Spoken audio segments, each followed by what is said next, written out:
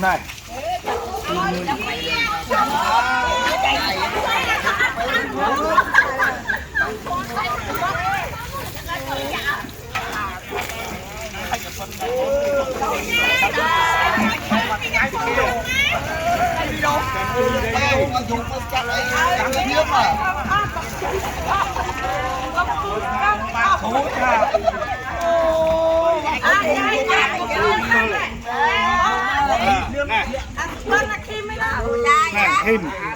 nhầm lại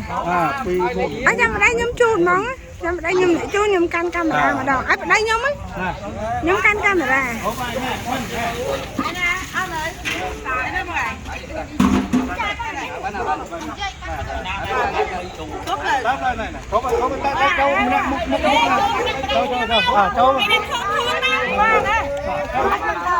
châu tam này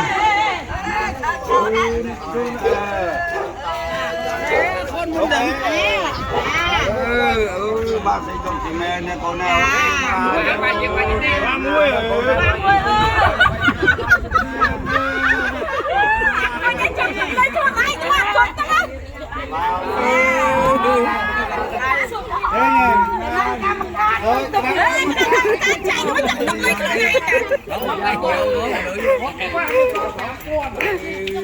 đây là cho mình